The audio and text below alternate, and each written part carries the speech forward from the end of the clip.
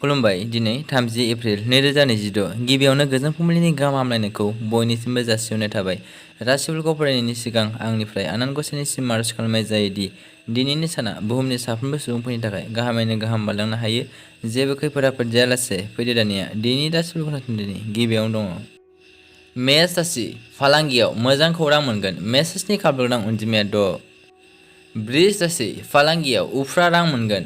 वृष राशिनि खाफाल गोनां अनजिमाया 8। मिथुन राशि आबाद मावनायाव मुलाम्फा जागोन। मिथुन राशिनि खाफाल गोनां अनजिमाया 6। कर्क राशि सि जोमनि फालांगिजों सोमोन्दो थानाय सुबुंफोरनि थाखाय समा मोजां जानाय नङा।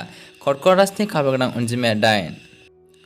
सिंह राशि मोजां मोनलायनायनि सोमोन्दोआ गोथौसिन जागोन। सिंह राशिनि खाफाल गोनां अनजिमाया 2।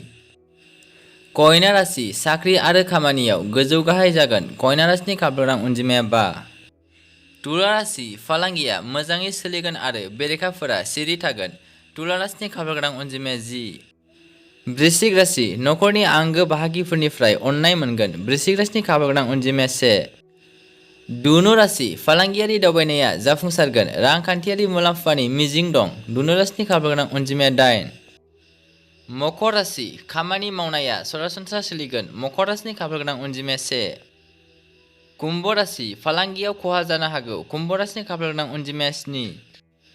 मीन राशि सोरखारि साख्रियाव थासारिया मोजां जानानै थागोन। मीन राशिनि खाफाल गोनां अनजिमाया 9। दिनैनि राशि फरायनाया एसेनोसै गोजोन्थों।